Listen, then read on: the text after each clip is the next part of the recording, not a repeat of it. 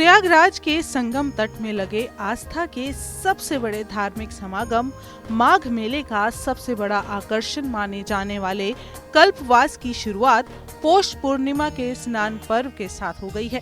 पौष पूर्णिमा के साथ ही में माघ मेले में 2 लाख से ज्यादा कल्पवासी तंबुओं के नीचे यहाँ 1 महीने के लिए अपना अस्थायी आशियाना बनाकर रम गए हैं।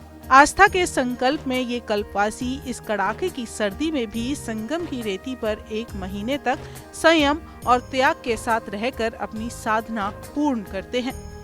केवल प्रयाग ही कल्पवास की धार्मिक परंपरा का विधान है, जिसका आरंभ पौष पूर्णिमा से हो गया।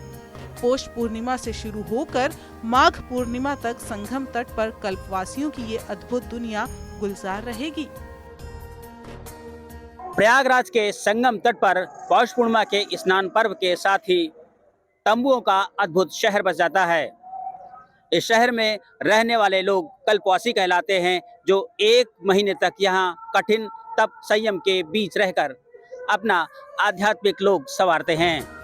संगम की रेती में हर साल माघ महीने के लिए लगने वाले आस्था के सबसे बड़े सालाना माघ मेले में पौष पूर्णिमा के स्नान पर्व के साथ ही कल्पवास की शुरुआत हो गई।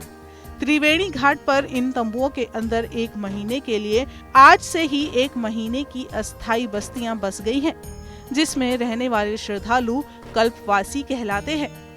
कल्पवासी यहाँ अस्थायी रूप से वास कर साधना, अर्चना और सत्संग करने आने वाले ऐसे बुजुर्ग श्रद्धालु हैं, जिनकी अपनी ही दुनिया होती है।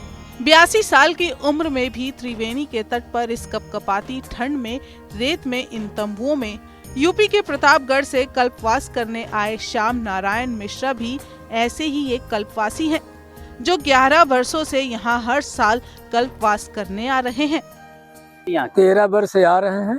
दिनचर्या है कि सुबह उठना है, गंगा स्नान करना है, इसके बाद गंगा किनारे पूजा करना है, फिर तंबू में आकर के पूजा करना है। कुछ लोग भागवत कहते हैं, कुछ लोग गीता कहते हैं, कुछ लोग अखंड रामचरितमानस कहते हैं।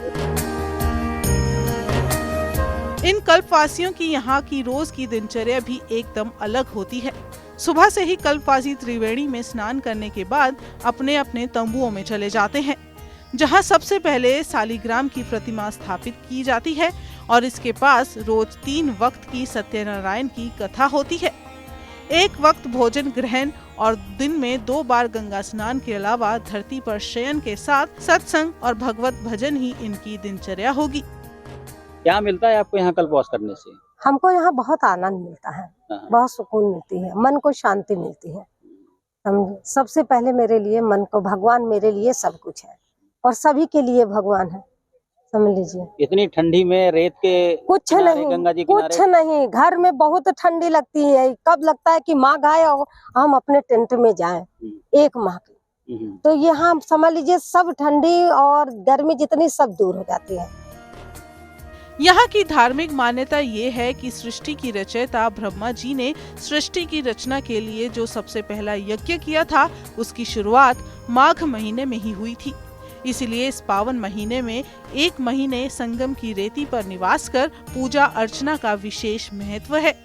पौष पूर्णिमा से माघ पूर्णिमा के इस महीने के समय में प्रयाग में ब्रह्मांड के सभी देवी देवताओं और शक्तियों का आह्वान किया गया, जिसकी वजह से यहाँ पर 1 महीने के कल्पवास की परंपरा की शुरुआत हुई।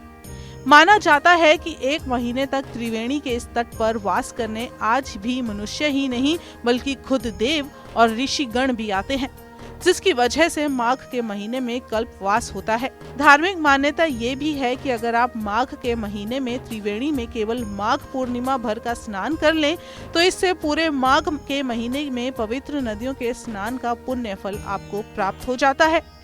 त्रिवेणी में पहली डुबकी लगाने का अधिकार इन्हीं कल्पवासियों को दिया गया है। ये कल्पवासी 1 महीने तक इसी त्रिवेणी के तट पर रहेंगे।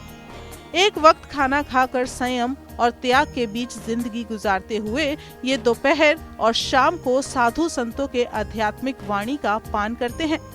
माघ मेले की चमक धमक से दूर आस्था की ये नगरी अपनी निष्ठा और समर्पण की दुनिया में पूरे 1 महीने माघ पूर्णिमा तक इसी तरह डूबी रहेगी।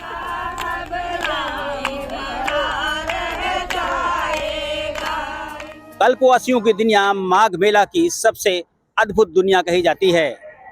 2 लाख से अधिक कल्पवासी यहाँ पर संगम की रेती पर तंबुओं के शहर में रहते हैं और पूरे संयम और नियम के साथ पूजा आराधना करने के बाद वापस अपने घरों को चले जाते हैं। दिनेश सिंह, TV9 यूपी, संगम तट, प्रयागराज।